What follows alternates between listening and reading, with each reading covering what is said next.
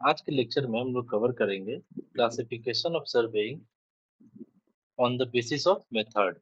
Method के basis पे हम लोग सर्वेइंग का दो क्लासिफिकेशन देखे थे। पहला ट्रायंगुलेशन, दूसरा ट्रेवर्सिंग। ट्रेवर्सिंग का फिर फर्दर क्लासिफिकेशन हुआ था open traversing and close traversing में। तो आज हम लोग ट्रायंगुलेशन को देखेंगे। इससे पहले हम लोग क्लासिफिकेशन देख चुके हैं on the basis of accuracy, जो दो पार्ट में डिवाइड हुआ था, प्लेन सर्वेइंग और जियोडेटिक सर्वेइंग में। दूसरा टाइप हम लोग देखे थे बेस्ड ऑन इंस्ट्रूमेंट यूज्ड।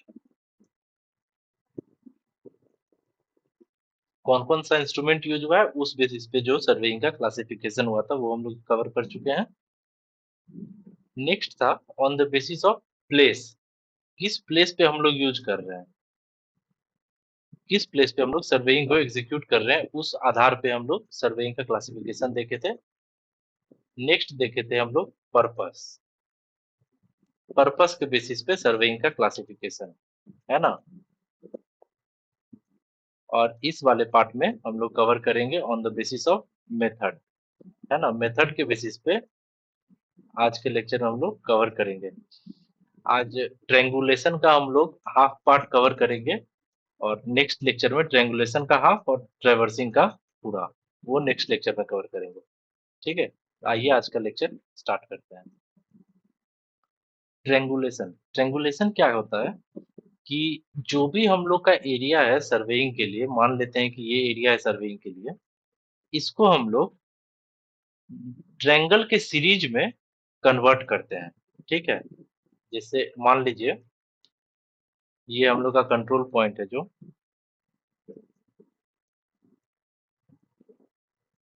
ये हम लोग का कंट्रोल पॉइंट है। इसके बाद हम लोग का सेकेंडरी कंट्रोल पॉइंट या फिर माइनर कंट्रोल पॉइंट जिसको बोलते हैं, वो अंदर कहीं प्रेजेंट है। ठीक है, अब इसको हम लोग ट्रायंगल में कन्वर्ट करेंगे। ठीक है, पूरे सर्वेइंग एरिया को, जिस एरिया का हमको सर्वेइंग करना है उस एरिया को हम एक ट्रायंगल के फॉर्म में कनेक्ट करेंगे। जैसे मान लेते हैं ये वाला,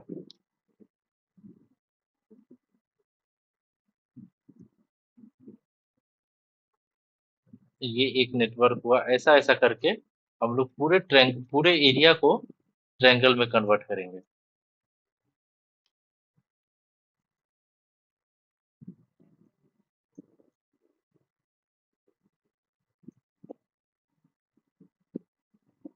ठीक है, इस टाइप से उसके बाद हम लोग सर्वेइंग को एग्जीक्यूट करेंगे।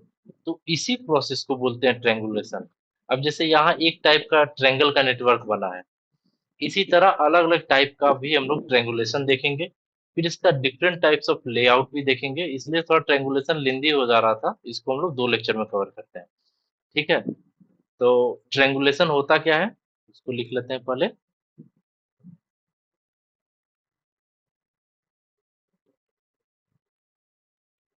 इन surveying,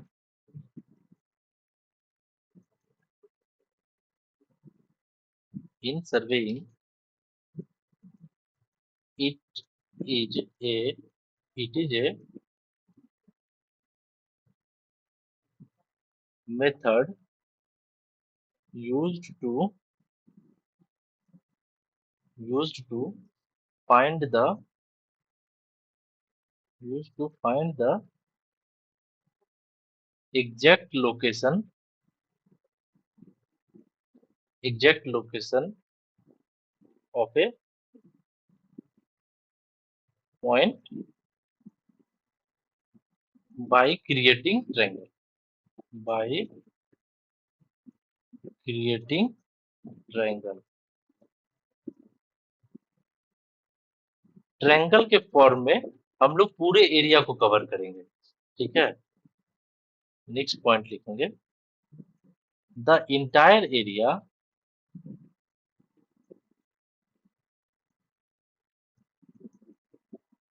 the entire area the entire area is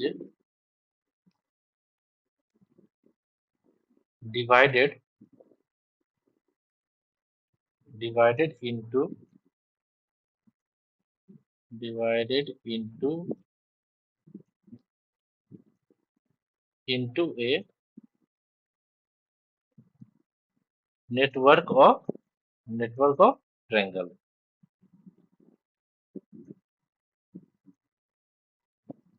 network of triangle. अब जब भी ट्रायंगल बोल रहे हैं, इस ट्रायंगल का ये मतलब नहीं हुआ कि हम लोग कोई भी ट्रायंगल ड्रॉ कर देंगे। इसके लिए इसका एक प्रॉपर कंडीशन रिक्वायर्ड है कि ट्रायंगल जो है वो वेल कंडीशन ट्रायंगल होना चाहिए। ट्रायंगल जो है वो well well condition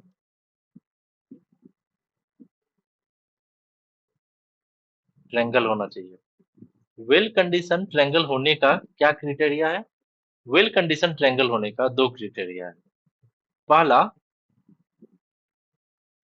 angle should not be less than 30 degree. ये पहला क्राइटेरिया है। दूसरा,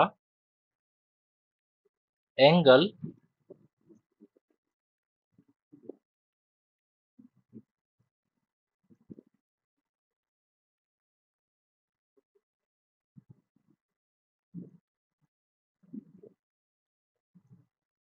should not be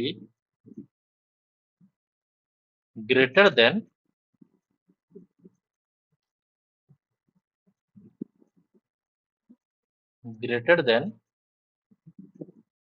120 डिग्री। मतलब जो है इस ट्रायंगल का एंगल का जो वैल्यू है वो वेरी करेगा 30 से 120 के बीच में, है ना? ये इसका क्राइटेरिया है वेल कंडीशन होने के लिए। अगर ये क्राइटेरिया फुलफिल नहीं हो पा रहा है किसी भी ट्रायंगल के लिए, तो उसको हम लोग बोलेंगे इल कंडीशन ट्रायंगल। इल कंडीशन ट्रायंगल मतलब उसका हम लोग नेटवर्क नहीं बना सकते हैं, उससे हम लोग ट्रायंगुलेशन नहीं कर सकते हैं। तो उसके लिए क्या जरूरी है कि ये कंडीशन फुलफिल हो। जैसे कि एग्जांपल के तौर पे समझते हैं कि हम लोग का एक ट्रायंगल है जिसमें एक एंगल है 40 डिग्री, एक एंगल है 60 डिग्री, एक एंगल है 80 डिग्री। दूसरा केस है, इसमें एक एंगल है 20 डिग्री, एक एंगल है 130 डिग्री और एक एंगल है 30 डिग्री। तो ये एक कंडीशन हुआ। तीसरा केस है, एक एंगल है 150 डिग्री, एक एंगल है 20 डिग्री, एक एंगल है 10 डिग्री। अब इसमें से हम लोग को बताना है कि कौन सा वेल कंडीशन ट्रायंगल है, कौन सा इल कंडीशन ट्रायंगल है। तो जैसे कि ये कंडीशन है 30 या 30 से बड़ा, 120 या 120 से छोटा एंगल होना चाहिए। ये कंडीशन यहाँ पे फुलफिल हो पा रहा है। ये 40 डिग्री है जो कि 30 से बड़ा है और 120 से छोटा है। 60 डिग्री है, 30 से बड़ा है, 120 से छोटा है। 80 डिग्री है, 30 से बड़ा है, 120 से छोटा है। इसका तीनों एंगल इस कंडीशन को सेटिस्फाई कर रहा है ना? तो इसको हम लोग बोलेंगे वेल कंडीशन ट्रायंगल। जब इस केस 2 में देखते हैं, इसमें 20 डिग्री आ जा रहा है, लेस देन 30 डिग्री हो गया, तो इसको यहीं से फिर हम लोग इसको इल कंडीशन में क्लासिफाई करेंगे। नेक्स्ट इसका फिर से यहाँ 130 डिग्री है जो कि 120 से ज्यादा है, इस वजह से भी ये इल है, इल कंडीशन ट्रायंगल। ठीक है, तो ये वाला जो क्राइटेरिया है केस 2 वाला, ये ट्रायंगल जो होगा ये इल कंडीशन ट्रायंगल होगा। केस 3 में 150 डिग्री जो कि 120 से ज्यादा हो गया, ये भी इल कंडीशन हो गया। ठीक है ना? कोई भी एंगल 30 डिग्री से छोटा नहीं होना चाहिए, कोई भी एंगल 120 डिग्री से ज्यादा नहीं होना चाहिए। तो हम लोग उसको, अगर ये कंडीशन फुलफिल कर पा रहा है, तो हम लोग इसको बोलेंगे वेल कंडीशन ट्रायंगल। और इसी वेल कंडीशन ट्रायंगल का ही हम लोग नेटवर्क बनाते हैं ट्रायंगुलेशन में। ठीक है। नेक्स्ट है हम लोग का प्रिंसिपल ऑफ ट्रायंगुलेशन। ट्रायंगुलेशन करने का क्या प्रिंसिपल है, कैसे करते हैं हम लोग? तो इसके लिए जो अभी हम लोग डेफिनेशन में देखे थे कि पूरे एरिया को हम लोग ट्रायंगल के नेटवर्क में डिवाइड कर देंगे। अब जो है इस ट्रायंगल को तो मान लेते हैं कि ये हम लोग पहला ट्रायंगल बना है। जैसे कि ये हम लोग का पहला ट्रायंगल बना। इसके लिए हम लोग को रिक्वायर्ड क्या-क्या है? ये एंगल मालूम होना चाहिए, ये एंगल मालूम होना चाहिए और ये एंगल मालूम होना चाहिए। तीनों एंगल और कोई भी एक साइड, मान लेते हैं ये साइड का डायमेंशन हमको मालूम है। तो हम लोग ट्रायंगुलेशन को स्टार्ट कर सकते हैं। इस बेसिस पे हम लोग ये साइड कैलकुलेट कर लेंगे, ये साइड कैलकुलेट कर लेंगे, ये साइड कैलकुलेट कर लेंगे। फिर नेक्स्ट नेटवर्क ऑफ ट्रायंगल बनाएंगे। मान लेते हैं ये वाला बना है। अब इसमें क्या होगा, अभी एक टर्म होता है बेस लाइन। बेस लाइन जिसका वैल्यू हम लोग को पहले से मालूम है। जैसे कि यहाँ पर बेस लाइन क्या था, ये वाला था। अब इसके हेल्प से हम लोग ये दोनों वैल्यू का निकाल, ये दोनों साइड का वैल्यू निकाल लिए। अब जो है हम लोग का इस ट्रायंगल 2 के लिए ये हो जाएगा बेस लाइन, क्योंकि इसका वैल्यू हम लोग कैलकुलेट कर चुके हैं पीछे से।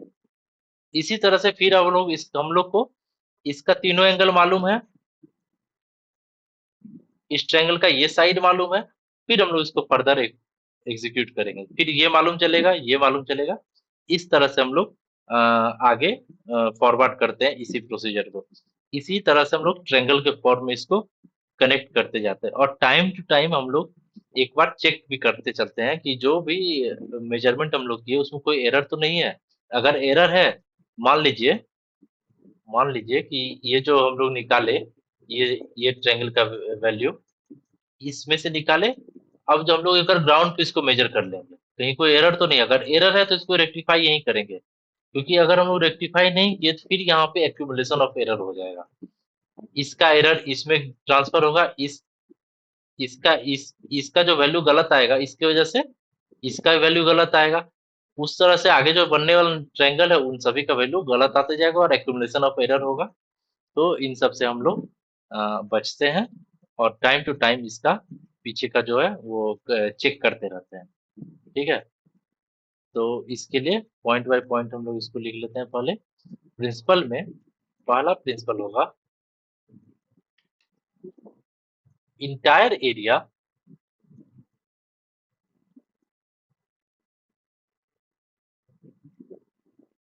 Entire area to be served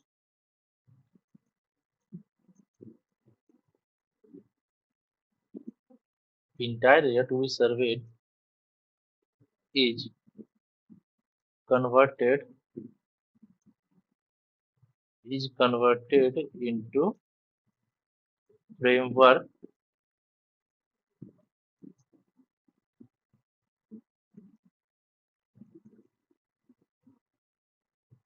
framework of triangles। ठीक है, नेक्स्ट पॉइंट है if all three angle if all three angles and length of one side of triangle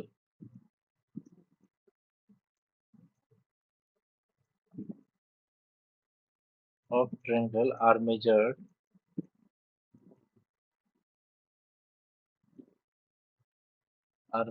precisely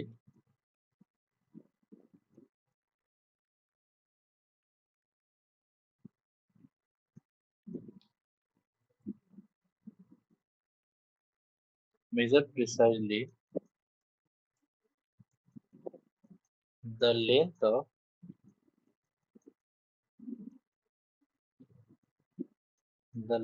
of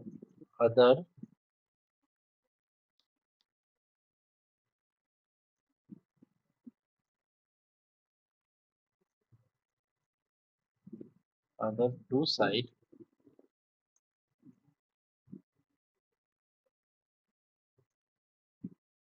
can be computed। इसमें क्या बोला कि जैसे ये हम लोग का ट्रायंगल है,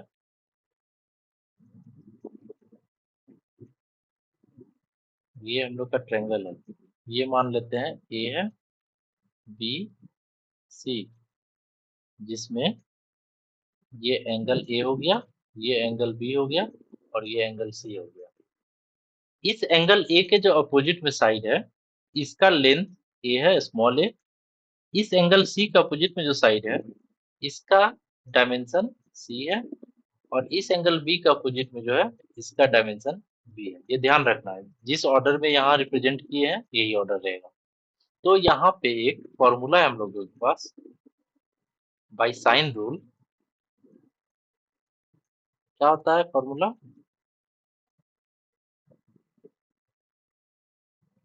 ए by sine A equal to B by sine B equal to C by sine C.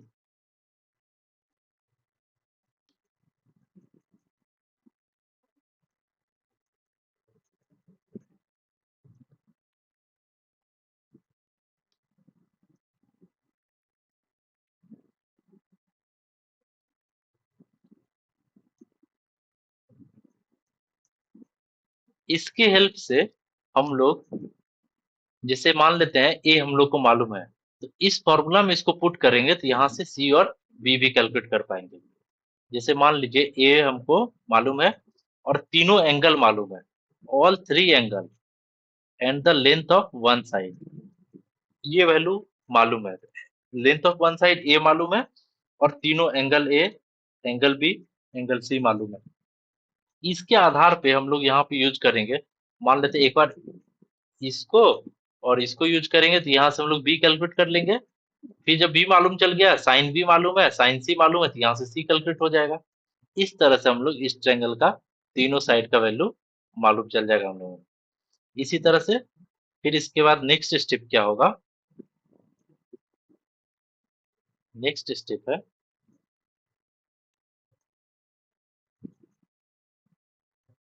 Precisely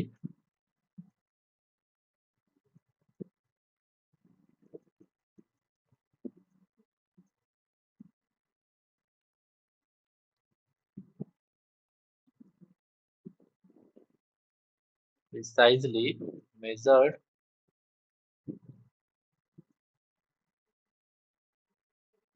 line is called base line. तो यहाँ पे हम लोग का बेस लाइन क्या हो गया? हम बोले थे कि हम लोग को बी का वैल्यू मालूम है, सॉरी ए का वैल्यू मालूम है। ए का वैल्यू मालूम है मतलब ये लेंथ हम लोगों को मालूम है कि यहाँ से ये लेंथ का वैल्यू ए है, तो ये हम लोग का बेस लाइन हो गया। ये वाला जो लाइन हो गया, ये हम लोग का बेस लाइन हो गया, ठीक है, क्योंकि इसका वैल्यू हमको पहले से मालूम है, या हम लोग प्रिसाइजली मेजर कर चुके हैं। तो अब फॉर्मूला लगा के निकालने के लिए हम लोग को बी और सी का वैल्यू है, ठीक है। तो जिस लाइन का वैल्यू हमको पहले से मालूम है, या फिर जिस लाइन का वैल्यू हम प्रिसाइजली मेजर कर चुके हैं, उसको हम लोग बोलेंगे बेस लाइन, ठीक है। Next point,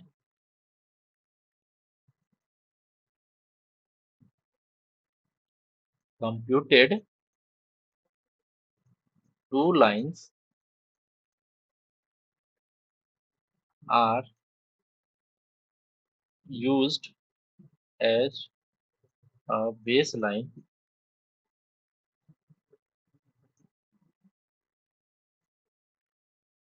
for two interconnected interconnected triangles. इसका मतलब क्या हुआ कि जो अभी हम लोग को ए का वैल्यू मालूम था पहले से, और हम लोग ये फॉर्मूला लगा के सी और बी का वैल्यू मालूम कर लिए। अब जो इसके बाद का हम लोग ट्रायंगल बनाएंगे, मान लेते हैं कि ये ट्रायंगल बनाए और इस साइड में ये ट्रायंगल बनाए, तो इसके लिए अब ये लाइन इस ट्रायंगल के लिए ए बी सी, ये मान लेते हैं डी है और ये ई है। इस ट्रायंगल के लिए अब ये ए बी का जो वैल्यू है ये हो जाएगा एज अ बेस लाइन। ठीक। तो यहाँ पे हम लोग को ये एंगल मालूम है, कैलकुलेट करेंगे। ये एंगल कैलकुलेट करेंगे, ये एंगल मेजर करेंगे, कैलकुलेट नहीं करेंगे, मेजर करेंगे। ये तीनों एंगल मेजर करेंगे। और ये सी हम लोग को इधर से कैलकुलेट किए थे पहले वाले ट्रायंगल से, है ना। ये फर्स्ट ट्रायंगल है। जब सेकंड ट्रायंगल का करेंगे इस वाले ट्रायंगल का, तो इसके लिए सी का वैल्यू, हम मेरे सी का वैल्यू पहले से मालूम है क्योंकि यहाँ से कैलकुलेट कर लिए है। इसके लिए ये सी का वैल्यू हो जाएगा बेस लाइन। फिर हम लोग ये दोनों कैलकुलेट करेंगे, ये लाइन और ये लाइन का मेजरमेंट निकलेगा। उसी तरह जब इस ट्रायंगल का करेंगे तो इस ट्रायंगल में ये वैल्यू हम कैलकुलेट किए हैं पीछे वाले से। लेकिन जब तीसरे ट्रायंगल का हम लोग कर रहे हैं तो इसके लिए ये as a base line work करेगा। इसका मेजरमेंट हम लोग को पहले से मालूम रहेगा। ये तीनों एंगल हम लोग मेजर करेंगे और इन तीनों एंगल और ये साइड के बेसिस पे हम लोग ये और ये कैलकुलेट करेंगे। इसी तरह से ये प्रोसीजर बढ़ते रहता है। वही चीज यहाँ पे लिखा हुआ है कि कंप्यूटेड टू लाइंस, जो प्रीवियस नेटवर्क ऑफ ट्रायंगल से निकाले हैं, computed two lines are used as a base line for interconnected triangle. अब जो वो दो वैल्यू का वैल्यू हम लोग, दो लाइन का वैल्यू हम लोग कैलकुलेट किए हैं, उसी वैल्यू को यूज करेंगे as a base line next triangle में। ये चीज यहाँ पे बोला गया है, लिखा गया है। ठीक है। Next point, vertices, vertices of the triangle,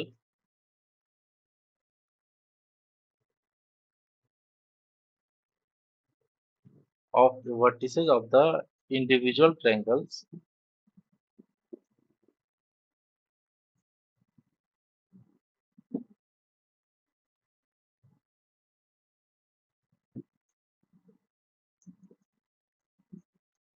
individual individual triangles are are known as triangulation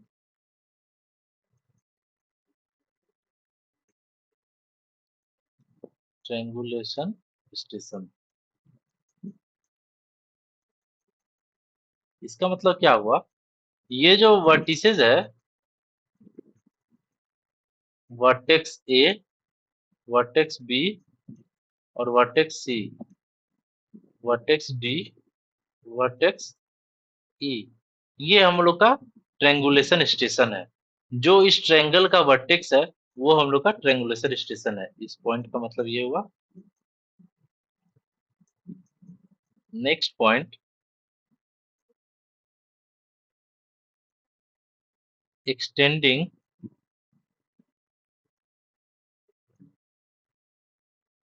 extending this process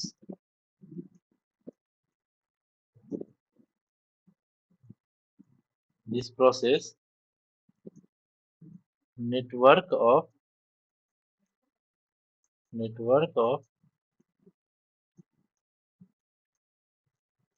triangles can be computed can be computed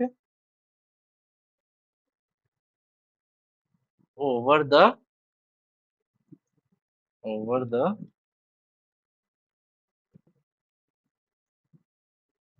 entire area, over the entire area.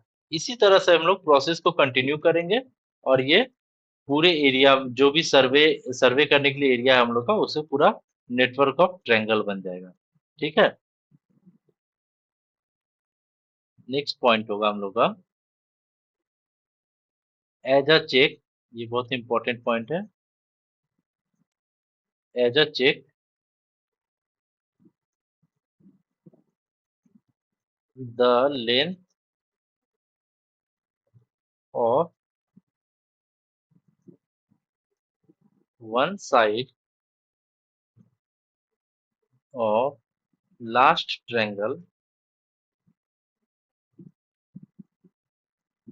one side of last triangle is also measured, and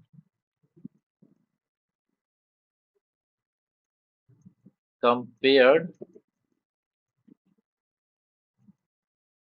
with the computed one,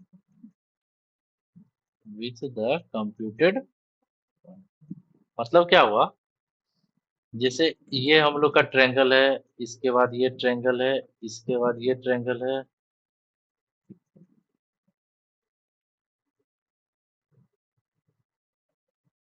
ऐसा हम लोग काम करते चले गए।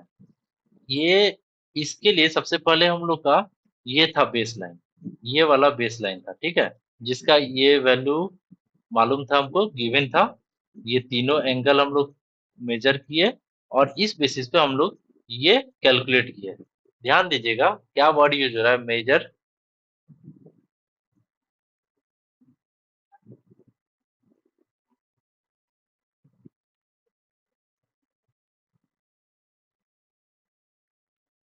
Major और calculate, दोनों में क्या डिफरेंस है। मेजर करना मतलब हम लोग एंगल को मेजर किए हैं, कैलकुलेट करना मतलब हम लोग फॉर्मूला यूज करके इसका वैल्यू को निकाले हैं, ठीक है। तो यहाँ पे हम लोग को ये वैल्यू गिवन था, ये साइड जिसको हम लोग बेस लाइन माने, ये एंगल हम लोग मेजर किए, तीनों एंगल, और उसके बाद हम लोग ये दोनों को कैलकुलेट किए। अब जब इस ट्रायंगल के बाद नेक्स्ट ट्रायंगल में जाएंगे हम लोग, ये जो हम लोग पीछे कैलकुलेट किए थे, ये अब हम लोग का वैल्यू हो जाएगा मेजर्ड। ये हम लोग का एज अ बेस लाइन कर यूज होगा। और उसी तरह से फिर हम लोग ये दोनों को मेजर, ये तीनों को मेजर किए और ये दोनों साइड को कैलकुलेट किए। फिर अब इस वाले ट्रायंगल के लिए ये हो जाएगा बेस लाइन। इसमें से ये तीनों एंगल कैलकुलेट करेंगे, मेजर करेंगे, उसके बाद ये दोनों साइड मेजर करेंगे, कैलकुलेट करेंगे using sine formula, sine rule से। फिर अब ये as a base line work करेगा। अब अगर हमको मान लेते हैं कहीं पे हम लोग को चेक करने का मन है कि सही तरीके में बढ़ रहे हैं या फिर एरर आ गया है, तो जैसे ये हम लोग कैलकुलेट किए हैं और इसको हम लोग फील्ड पे जाके मेजर कर लेंगे, ये लाइन का वैल्यू कितना आ रहा है फील्ड पे, ठीक है। और वो मेजर्ड वैल्यू और जो पीछे से कैलकुलेट किए थे वैल्यू, उन दोनों को कंपेयर कर लेंगे। ये कंप्यूटेड मीन्स कैलकुलेटेड वैल्यू, और जो मेजर्ड किए हम लोग ऑन फील्ड जाके इन दोनों को इन दोनों को कंपेयर कर लेंगे, तो मालूम चलेगा हम लोग का एरर है या नहीं। अगर कोई एरर आ गया है तो उसको हम लोग यहीं पे रेक्टिफाई करके इसको वैल्यू को चेंज करेंगे, तब जाके हम लोग फर्दर प्रोसीड करेंगे, नहीं तो यही एरर एक्यूमुलेट होते जाएगा, ठीक है। तो इस पॉइंट का मतलब,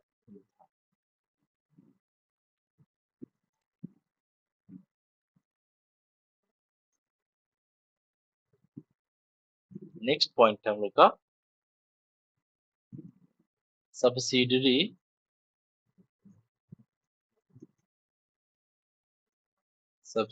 basis are measured at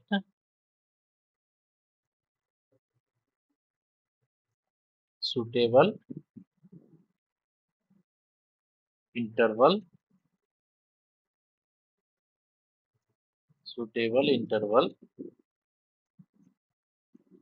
to minimize to minimize accumulation of error, accumulation of error, ठीक है। इसके लिए, इसी के लिए हम लोग को टाइम टू टाइम जो सब्सिडरी बेसिस बोल बोल रहा है, क्या सब्सिडरी बेसिस मीन्स हो गया, सब्सिडरी बेसिस मीन्स हो गया, ये जो हम लोग का बेस लाइन था, इसके बाद ये दोनों वैल्यू मालूम चला, ये दोनों अगले नेटवर्क के लिए बेसलाइन की तरह काम करेगा, इसको हम लोग बोलेंगे सब्सिडरी बेसलाइन, इसको हम लोग बोलेंगे सब्सिडरी बेसलाइन, ठीक है। ये हुआ, इसको हम लोग टाइम टू टाइम चेक करते रहेंगे एट रेगुलर इंटरवल, है ना, सुटेबल इंटरवल। ताकि हम लोग का अगर कोई एरर हो तो उसको वहीं से उस पे वर्क कर ले और उसको रिमूव करें, ताकि एक्यूमुलेशन ऑफ एरर हम लोग का जनरेट ना हो। ठीक है। नेक्स्ट है हम लोग का पर्पस ऑफ ट्रायंगुलेशन। ट्रायंगुलेशन क्यों करते हैं उसके लिए देखते हैं। ट्रायंगुलेशन करने का मेन पर्पस है कंट्रोल पॉइंट को स्टेब्लिश करना। ठीक है।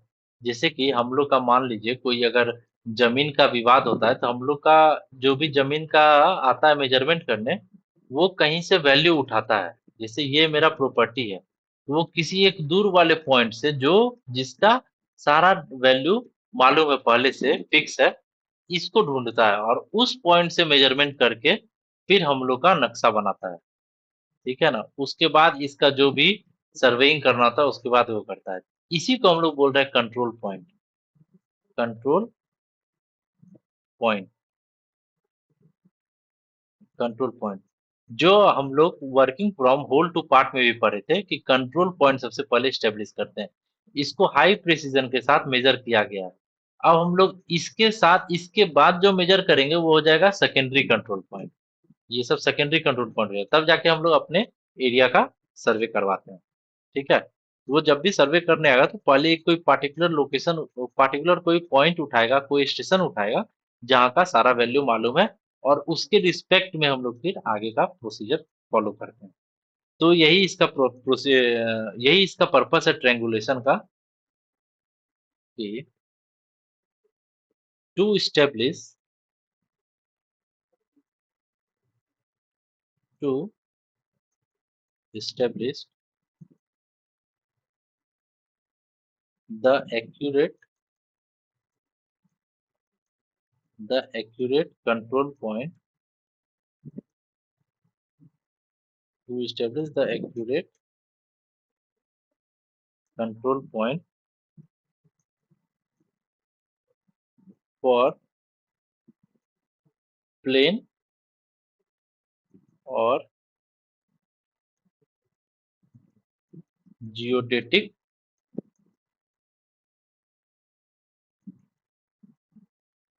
surveying of of large area। ठीक है। नेक्स्ट क्या है, to establish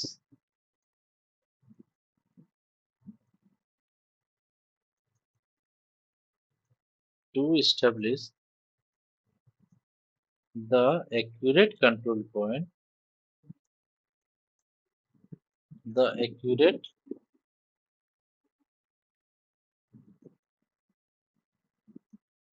control point for photogrammetric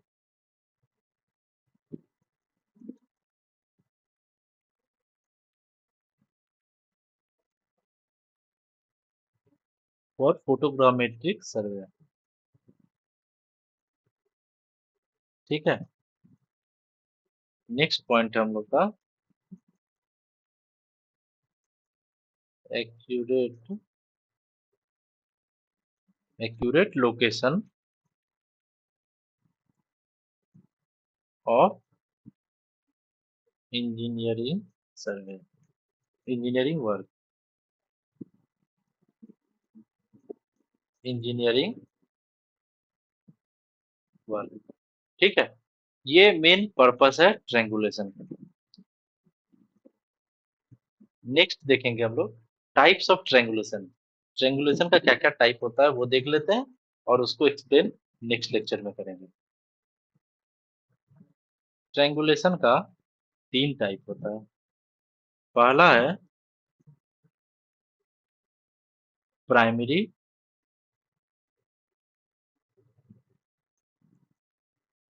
primary triangulation. दूसरा है सेकेंडरी ट्रैंगुलेशन। और तीसरा है tertiary tertiary triangulation. Primary triangulation को ही हम लोग बोलते हैं first order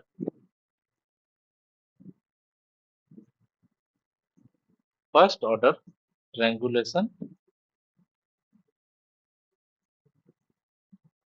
first order triangulation, secondary triangulation को हम लोग बोलते हैं सेकेंड ऑर्डर ट्रायंगुलेशन, और टर्शियरी को हम लोग बोलते हैं थर्ड ऑर्डर ट्रायंगुलेशन।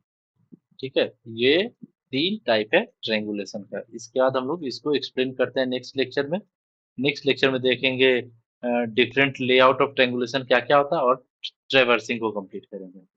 ठीक है।